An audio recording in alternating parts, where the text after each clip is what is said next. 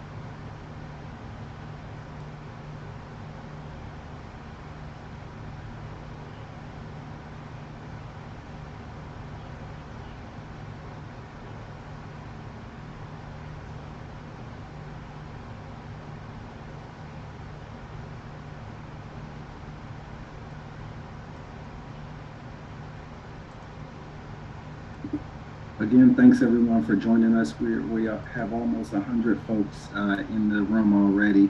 We're just waiting a couple minutes for folks to get in and then we'll get started. Thanks so much for joining us.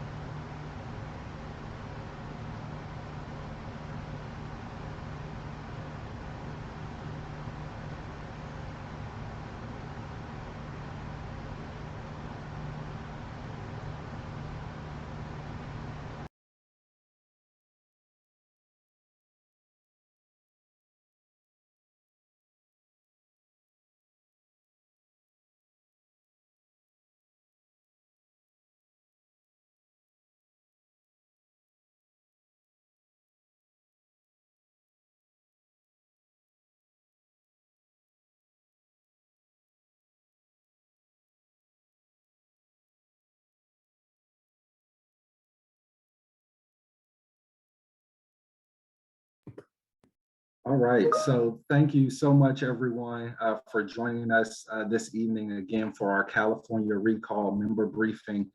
There's so much important discussion that has to be had tonight about a very important issue and even more critical work that we have to do over the next 5 days to not just secure the future of California, but really secure the future of the country. And so we have some really dynamic leaders in the progressive space here to talk tonight about what that means and what this fight will mean over the next 5 days. And so without further ado, I'll toss it over to the president of People for the American Way, Ben Jealous, to get us kicked off to frame this night's discussion and then off to the other speakers. So Ben. Thank you. Thank you, Marcus. Marcus is one of the great young leaders we have here at People For. And to answer, I believe it was Ed in the chat, you will hear by the end of this call what we can do from elsewhere in the country. We're currently in the process of calling through all of our more than 100,000 members in the state of California. And by all means, any friends you have there, anybody you're connected to on social media, encourage them to take this moment very, very seriously. I'm really appreciative that each of you took the time to join us tonight. We're going to hear from Norman and from Dolores Huerta shortly. Before that, let me just give you some framing thoughts. When I joined as president of People for the American Way last year, we were in a full sprint towards the 2020 election. We did great work together. In November, we helped defeat Donald Trump. In January, we helped dethrone Mitch McConnell. Stacey Abrams listed us as one of the top 10 groups in helping flip the Senate seats in Georgia. Now it has become clear that we must defeat Trump's movement, and we must ultimately foil Mitch McConnell's comeback. Next year, we will fight to defend Raphael Warnock in the Senate and many other senators, and maybe even take some seats. This year's battle is defending the governorships of California and Virginia. Trump's movement aims to take over both in the next 2 months. The crisis in California is the most surprising and the most urgent. And that's what we will focus on this evening. In just a few days, we're looking at a recall referendum that has implications that will reverberate across the country. Tonight, we want to give you, our members, our most active members, the latest information on the ground and provide you with some resources to help no matter where you are. For those who don't know much about the California process, this California recall process, it's really hard to describe what a terrible system this recall process in California is. It was designed by well-meaning idealists, good intentions. Unfortunately, it has only empowered an angry mob on the verge of taking power they could never win in a normal election. Here's how it works. Once the governor's political opponents have gathered enough signatures for a recall election, which is a startlingly low number, voters who cast a ballot by mail or who vote in person on September 14th are asked to answer 2 questions. The first is whether or not to recall the governor. Then they are asked to choose from a long list of candidates to replace the governor should he be recalled. The current governor needs to win a majority to avoid a recall. But if the recall is successful, the person from the list of replacements who gets the most votes becomes governor. So it's important to simply vote no on the first question. If there's a majority of votes for no, Gavin Newsom stays governor.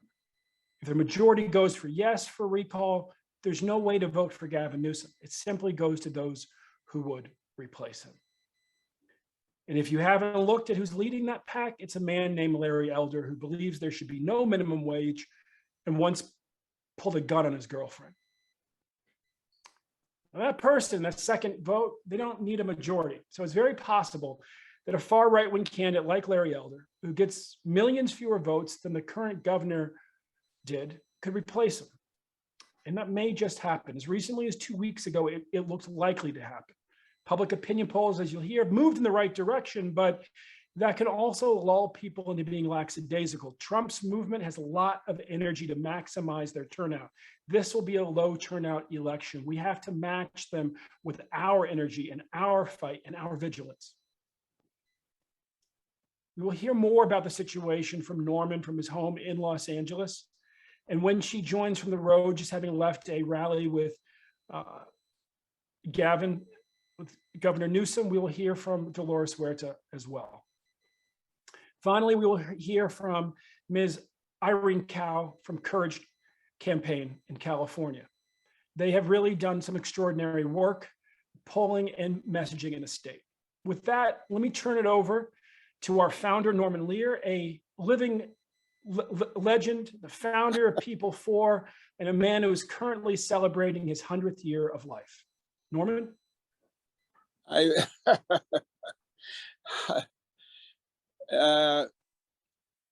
You've got me thinking about that 100th year.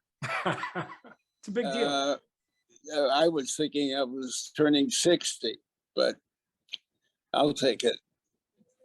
Let me start by saying I could not be prouder of this moment that I am acknowledged or reported to be the founder of People for the American Way.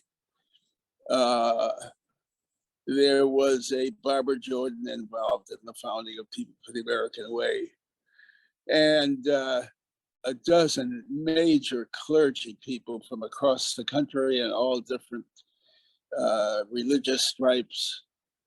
I mean, we were a gang. I had an idea and a gang developed around that idea very, very quickly. So I just want to say, it took all of us. I'm talking to you now, wanting you to feel you are also a part of the start of People for the American Way. I mean, the American way, which embraces all of us and which we embrace, started long before any of us were on the planet. And, you know, I remember the earliest talks around a board table about what do we mean by the American way. And we decided everybody knows what we mean by the American way.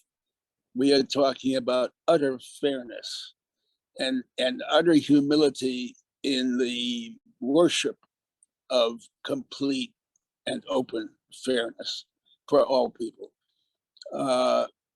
You know, I could go on, but there isn't anybody on this, well, I'm sorry to say on this call and planet, but there isn't anybody who deeply, from the bottom of their hearts and souls, misunderstands what the American way is. The American way embraces every single human being. And I couldn't be prouder of it. I couldn't be prouder of our new leader, Ben Jealous, all the years he spent running the NAACP. It's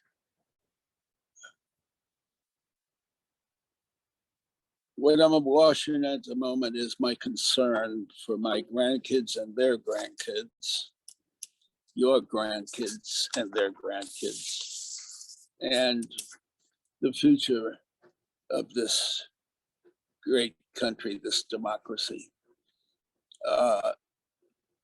It was likely greater some years ago. I say at 100, close to 100,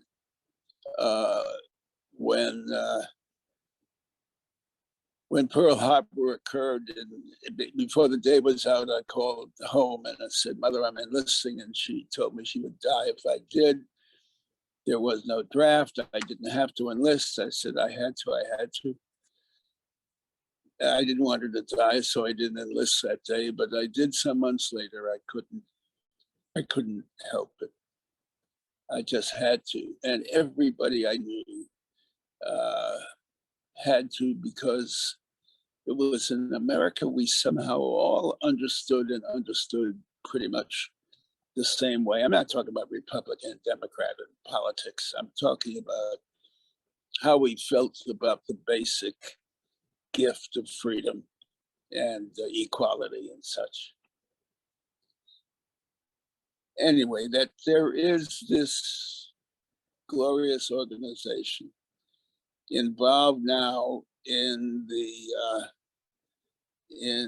recall of our recall effort to recall Governor Newsom here in California, and its meaning, its true meaning for every state and every citizen of our country. And it couldn't be. I'm feeling everything I felt at the start with the concern I felt about whither goest our democracy at the beginning of People for. The right stirs that up in me. It couldn't be a more dangerous time. My next thought reflexively is, God bless the fact that Ben Jealous came along at this moment. I think we have leadership that matter. Is Dolores handy? Is she on yet? Dolores Huerta. There are, I can't think of an American I have more pride in than Dolores Huerta, and everything she has meant to my kids and their grandkids, which they may not know about now, but will. And I couldn't be prouder to be serving with her and with all of you. And may I now turn you back to Ben or Marcus or? I'll take it back. I'll take it back. No, thank you, Okay. Norman. And it's that commitment to freedom, equality, justice, and opportunity, and the belief that all adds up to democracy that has united us for 40 years. I'm going to turn it over to Irene Cow now to talk to us about the specifics of what's at stake in California. And then we'll be joined by Dolores, who really, also in her, I guess, 10th decade, right? You're in your 90s, you're in your 10th decade, has not slowed down a bit. I've told Dolores and Norman that if they really want to help endow the future people for the American way, they need to take a page out of Paul Newman's book and just create Norman and Dolores' vitamins. We'll all buy them. The organization will be very, very rich. So with that, I'll turn it over to Ms. Cow. Thank you, Ben, and thank you, Norman. And thank you to all of you for People for the American Way. I'm glad that you guys are out there doing the work and such great partners to Courage California and several of our other progressive partners as well. So as Ben and Norman mentioned, a lot is at stake with this recall election. And I think I am hoping that folks in California, but also nationally, see that there's the same sense of urgency and the same forces at play that we saw in the 2016 election, the 2020 election, and this is likely going to roll all the way on through to 2022 as well. So as Ben mentioned earlier, the polls for a while were looking pretty scary, very tight.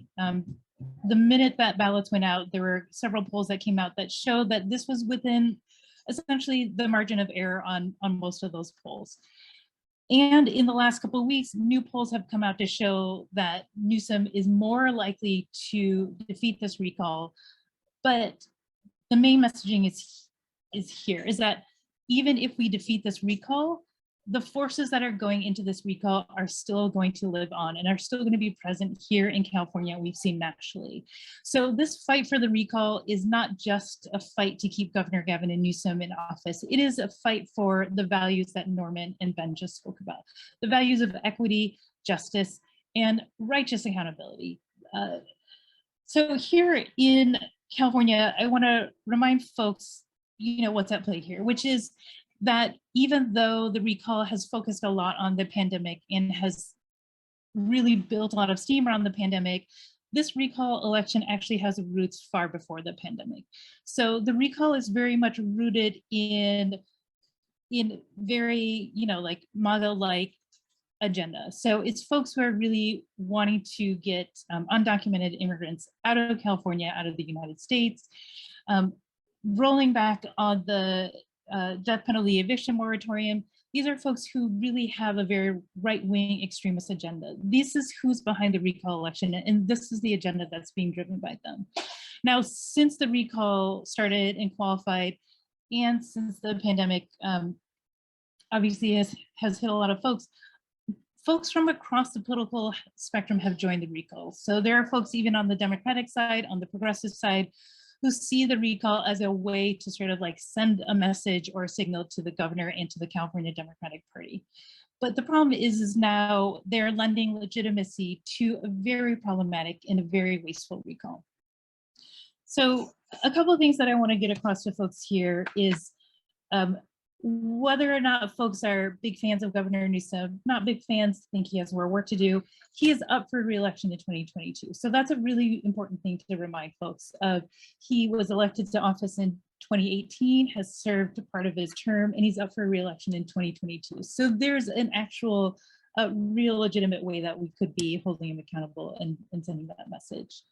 But the main thing to remind folks is that regardless of how you feel about Governor Newsom, he has actually achieved some really important things for the state of California and for the nation. So California has, we are still trying to earn our stripes as one of the most progressive states and one of the states who's sort of leading on policy and innovations for the whole rest of the nation. And Governor Newsom has been a really important part of it. So, when it came to the pandemic, he was one of the first governor to actually implore people to wear masks. He was the first one to start to close things down. And he was really paying attention to the science and making sure that his response to the pandemic was according to science. But even before the pandemic, he's actually made a lot of great strides on fronts of environmental justice, on expanding rights and protections for undocumented immigrants, reproductive justice. He's been good on progressive issues. So it is really important for us to vote against the recall to keep somebody like Governor Gavin Newsom in office because he's delivered a win for us. But we also need to go to the ballot and tell people to vote, because this recall is both about Governor Gavin Newsom and it's also nothing to do with Governor Gavin Newsom. This is about us as Californians making a choice about the future that we want to see here in California. So voting no on the recall is voting yes to progress, keeping us on this pathway to progress. And supporting the recall means likely installing somebody like Lear. Like Ben said, I mean, I don't know if folks heard, like his latest thing was he's saying like people who own slaves should be paid reparations. So like this is the type of extremism we're talking about. This is the messaging that's starting to resonate with Californians. He also said Black folks are better in slavery. Yes, so I mean, and what I worry about too is a reminder to folks is even with this recall, even if we defeat this recall, several of these folks, including Lair Elder, they're looking at what they're going to say and what they're going to do in 2022. And I've heard rumors that he might likely be in the running for vice president in 2024. So this is a very dangerous right-wing extremist who has now a platform with the recall election and will likely keep growing his platform. So when I say I want people to activate around the recall election, I want to say the recall is both a wake-up call as to what's happening in California and the negative right-wing extremist forces that are at play here, but also this is a wake-up call for us to be called in to stay engaged and make sure that the Lair elders stay in the minority and that the power of the progressive majority of California gets expressed in this recall election. And that's what we're seeing here in the polling, is that regardless of, again, like how people necessarily feel about Governor Gavin Newsom, there is a lot of shared values around equity and justice, and people want to see more progress in the environment, on climate change, on criminal justice reform. These are the things that folks are demanding. And so we need to make sure that with this recall, we use it as a way to keep people engaged on these issues as well. So as was mentioned, Courage, we did also conduct our own polling. So we in particular have been very wanting to learn more about how young voters in California have been feeling about politics, about government. And because we put this poll in the field just a month ago, we were able to ask some questions about the recall. So the good thing to note is that young folks, and especially young folks of color, are very firmly against the recall here. They understand what's at stake and they care a lot about the issues that matter. The problem that we're seeing, and this has been shown in other polls, is that people aren't necessarily feeling compelled to actually get out and vote. So earlier polls showed that there is an enthusiasm gap, that folks who were supporting the recall were more motivated to vote than folks who were against the recall. That is starting to shift. But you know, as it stands right now, about 30% of folks have gotten in their ballots. So that means 70% of people who are eligible to vote in this election haven't gotten their ballots in. And we have less than a week to go in this recall election. So it's really important for us to get out the vote. In the last recall election in 2003, voter turnout was about 60%. And so I would love, fingers crossed, for us to see that level of turnout, if not higher, because the stakes are so high with this. So with that, I also just want to quickly mention too, with Courage, we're focusing a lot on messaging, again, around educating folks on what's at stake, getting folks to see themselves in this recall, that this is not, again, a referendum about just Governor Newsom, but it's about us. It's about our communities. The Larry elders, the folks who are supporting this recall election, are coming after us. They're coming after the gains and the wins that we've made over the last several decades, and they're coming after our communities. They want to incarcerate us, they want to hurt us, they want to deport us. And so it's really important for people to turn out with that in mind. And so with that, I'm just going to turn it back to Ben. I'm happy to answer some questions as they come up later in this call. Thanks, Irene. You know, Norman, as I was listening to Irene, and you know, we're talking about Larry Elder, who, you know, I mean, I got to say, as the former head of the NAACP, hearing a Black man say that Blacks are better in slavery and slave owners should be paid reparations makes my head explode. And, you know, we thought that Trump with his misogyny was out of control, but this guy actually pulled a gun on a girlfriend. Have you ever seen anything? I mean, you know, you're in your 100th year of life, right? You're 0, you're in your first year of life, you're 99, you're in your 100th year of life. In those 100 years of life, have you seen anything like this? It's the equivalent of a Jew becoming a Nazi. It's hard to imagine that he can exist with the feelings he has. He doesn't believe there's any racism in America. It's just blows your mind. And it does. And the notion that such a small number of people can actually force the state of California into this crisis. It's just deeply, deeply disturbing. It's deeply, deeply disturbing. Well, that's why I bless you and the fact that there is a people for. Well, amen. And each of our members, everybody who's joined, thank you. Thank you for being part of this intrepid, you know, interracial, intergenerational, intersectional band of sisters and brothers, really working hard to hold our country together. There'll be a briefing soon on the Virginia election, which is also a nail biter and scary right now. But right now, I want to stay focused on California, and let's open it up to questions for Irene. Marcus, perhaps you could help moderate those, and then whenever we're joined by Dolores, Marcus, let's break back in and bring her in to talk to the members. Absolutely. Thank you, Irene, Norman, and Ben, so much for those really important, not just words, but instructions on how we really not just fight to win in 5 days, but really beat back these right-wing attacks that I think, to Irene's point, will still persist after that day. And I know everyone on this call is committed to staying in that fight. So for sure, we're going to get to some questions really quickly. I want to just run down really quickly what members on this call can do right now to support this effort, and then we'll also get to some of the other questions from our panelists. So first and foremost, if you live in California, please make a plan to mail back your ballot or return your ballot before Tuesday, September 14th at 8 p.m., right? That is the single most important thing that California residents can do right now, is participate in beating back this recall. If you don't live in California, we need you to call, text, or email your friends and family in California and make sure they have a plan to vote as well. And for everyone, please make sure that the information you've already heard tonight, the information you'll learn through the Q&A, please spread that as far and wide as possible to folks who need this information.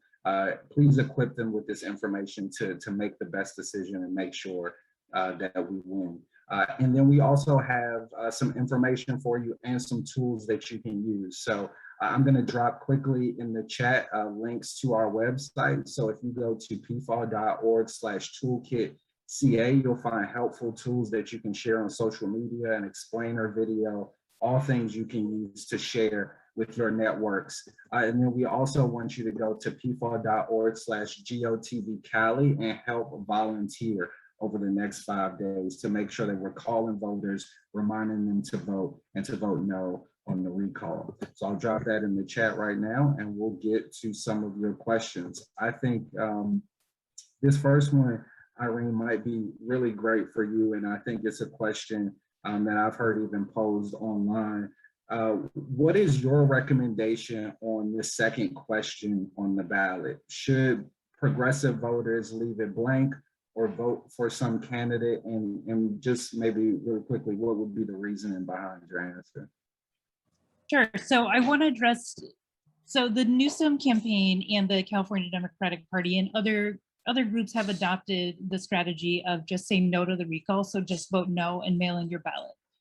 It is counterintuitive because, of course, we are trying to train and educate voters of like vote on everything on the ballot. So it is a very counterintuitive messaging to say out there. And it's quite frankly something most people are not comfortable with.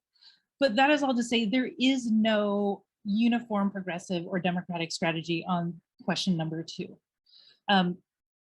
Courage itself, we have not endorsed or recommended any candidates because based on the research we've done, there are no good qualified candidates. So you either have folks who are to the right and right wing, some of them may pose or present themselves as moderate, but they're not.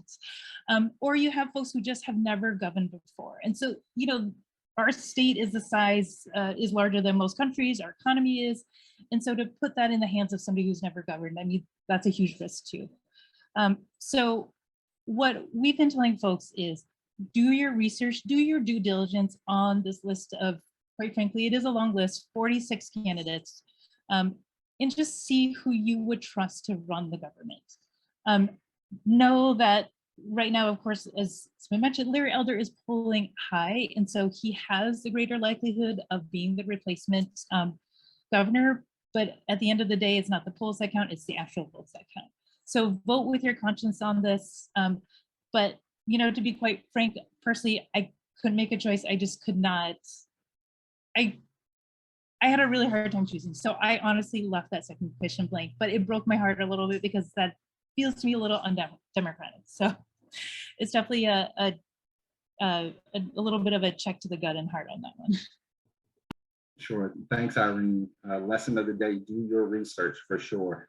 So I see that Dolores is now on with a very fire background. So I will pass it back to Ben to introduce Dolores and continue our conversation. Oh, thank you very much. I want to apologize for being late. And this was not on my agenda today, but I got a call to go to Fresno, which is a couple of hours from Bakersfield, to join the governor. And we had a wonderful, wonderful rally. It was primarily a labor rally, but there were a lot of community organizations there.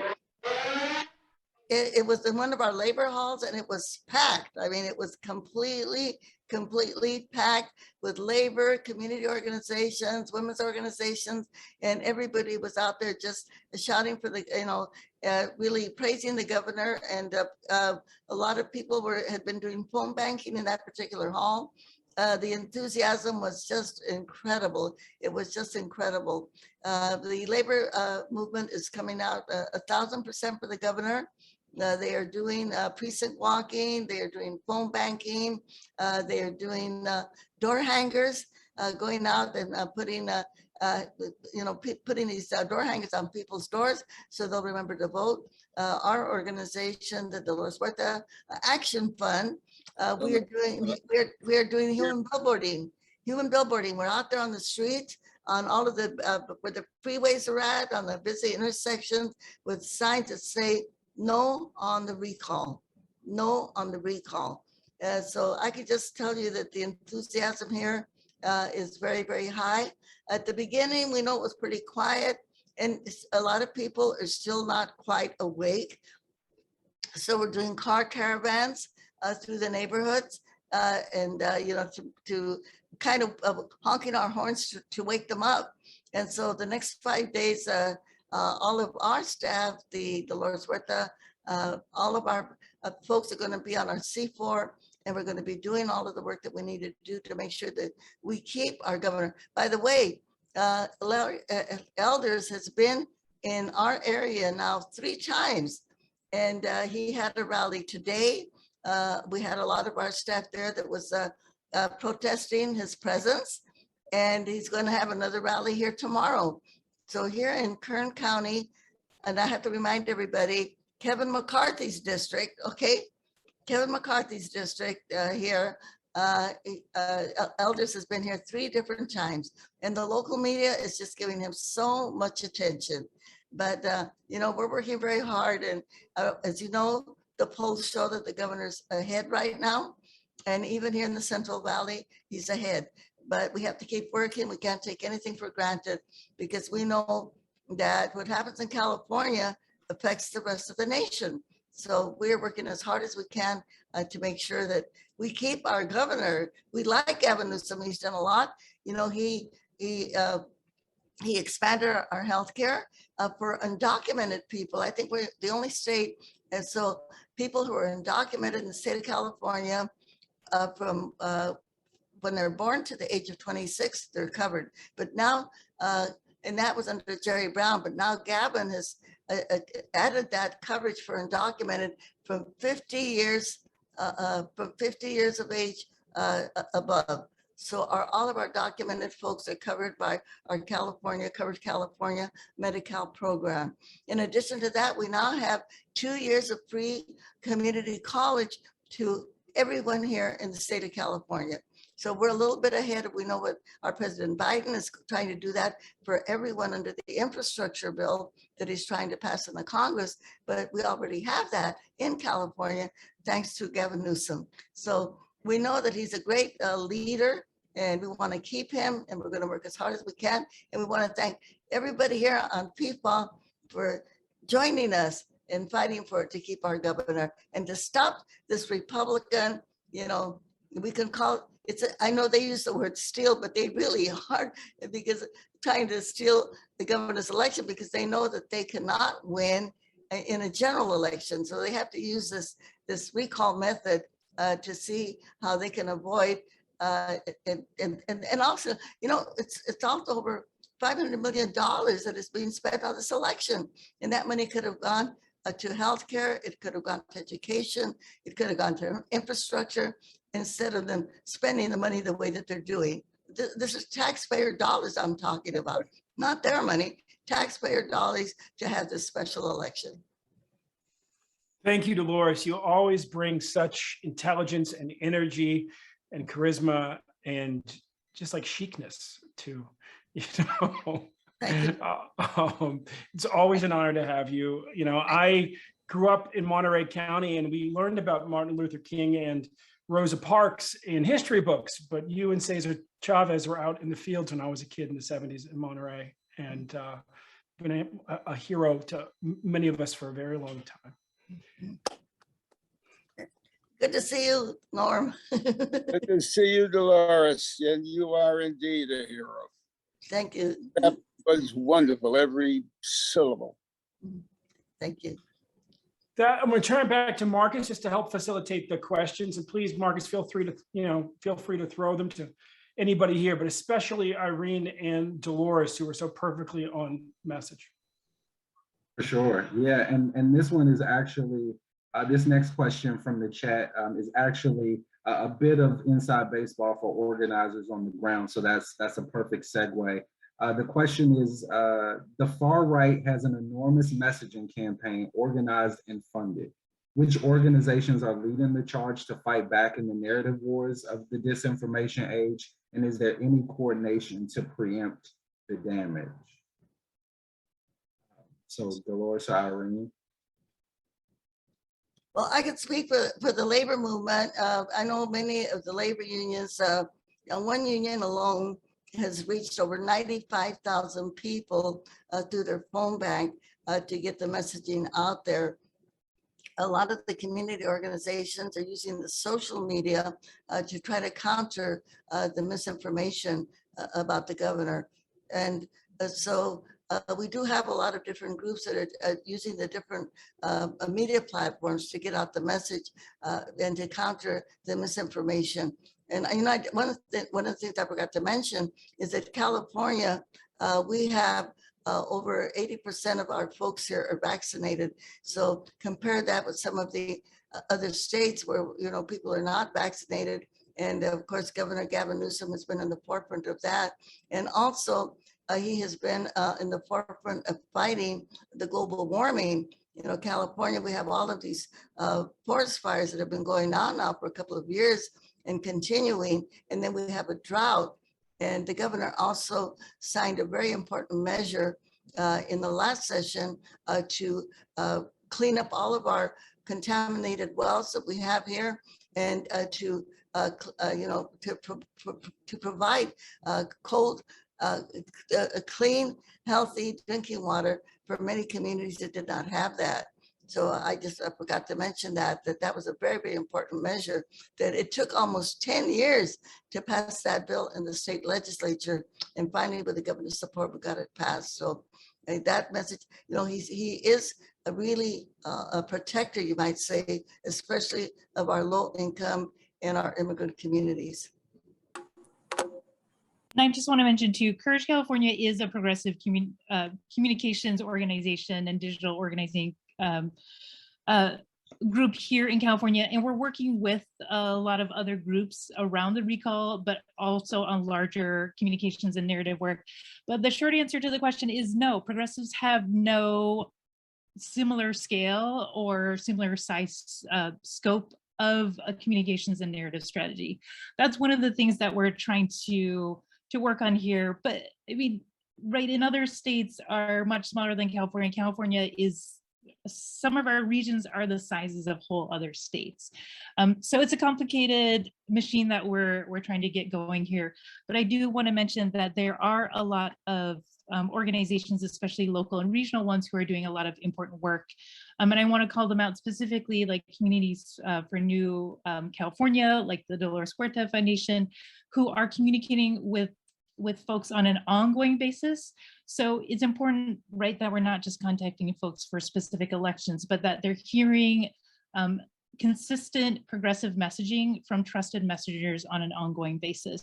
So it will take investments into having a more progressive political and communications infrastructure here in California to get anywhere in comparison to the Republicans and the right wing. But we have the advantage of we're on the right side of things in terms of values. And so we know that most Californians embrace equity and justice and are pushing for the reforms that we stand for. So we have that advantage. We just have to take advantage of that to keep them engaged and keep them active. Thanks for that insight. And I guess the next question speaks to kind of the larger institutional issues. You know, for those who live in California, you know all too well, this is the second recall of a Democratic governor in recent memory. And so the next question is, shouldn't a recall election be more difficult to trigger? And the other question is there any activity currently in the California legislature to fix the problem? Well, I would imagine that a lot of people are thinking about that now, because as you know, and this probably may have been mentioned before I got on the Zoom, that we did have a disastrous recall election against Governor Gray Davis, and Mr. Arnold Schwarzenegger was elected as governor. And when he left the state, we were like $14 billion in the red. And it took our Governor Jerry Brown to come back and clean it up. And, you know, so now California, and by the way, now we have a big surplus. In spite of the pandemic, we do have a big surplus in the state of California. And dipping into that surplus, this is how Governor Gavin Newsom has been able to help so many communities and counties that needed that extra help during the pandemic. So, by the way, we do have a lot of good messaging that is happening on television right now. The governor's campaign has created some really very, I might say very positive, but simple messages about voting no on the recall. And of course, Elders, who is like the forefront runner for the Republican Party, he has said some pretty stupid things on television. So he is kind of helping us on the recall by the position that he has taken, like not having any kind of a minimum wage at all, being against a woman's right to choose, being against the working people. And I think at one point he said that they should put a microchip in immigrants so that you can keep track of them. And so when somebody asked him, would that really work? And he said, yes, just like it does in animals. I mean, this is a person that's running for governor of the state of California. So, and that message is getting around. So, so I would just say that although I certainly completely agree with what Ms. Khan said about that we need to have more messaging. If I can just mention Kevin McCarthy for a minute, because I am living in his district. When you watch MSNBC and you hear all of the stuff that Kevin McCarthy is doing about trying to suppress the the commission on January 6th insurrection, right? You get all this information. When you listen to the local channels here, our NBC channels, our CBS channels, oh no, Kevin is a good guy. He's out there fighting for water. He's fighting for the veterans, you know. They don't mention any of this other stuff that he's doing. So we do have to work in some of our conservative areas. And I say that Kern County, we're kind of like Alabama or like Texas, because the power structure here is still in the hands of people like Kevin McCarthy. And this comes back to this election also, because we know that the people that are pouring money into getting rid of Governor Gavin Newsom are those right-wing Republicans that are really trying to erode our democracy. And so this is who we're fighting. It's not just elders or some of these other folks that put the money up for this recall campaign. We're fighting, you know, Rudy Giuliani. We're fighting all of these, the Trumpers, basically. This is who we're fighting in this election. We're fighting the Trumper movement who are trying to take out our governor. Marcus, I think to answer the question as well. So there have been several academics, news outlets that have put forward some potential reforms to the recall election. So I imagine once the recall election is done, there will be a push for that.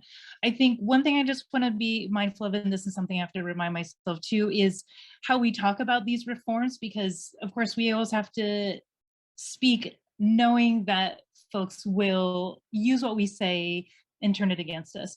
And so we have to remind folks that Governor Newsom was actually voted with the widest margin of victory for any governor in a very long time here in California. So this recall election is an attempt to disenfranchise the voters who voted him into office by trying to do this through a special election this way.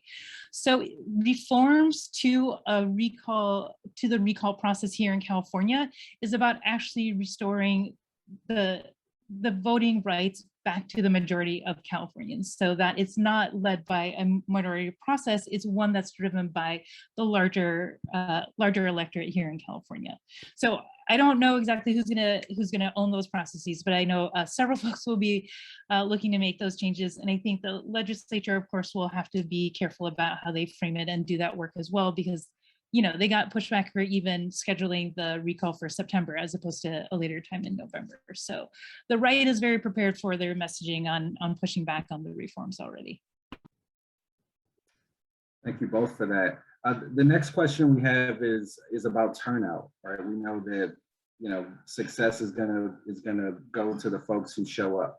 And I know that all of you have been working to really close the enthusiasm gap among voters, give folks the right information.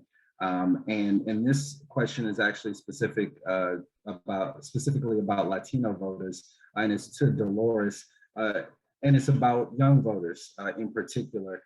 So the question is, what can be or is being done to increase Latino turnout among young progressives?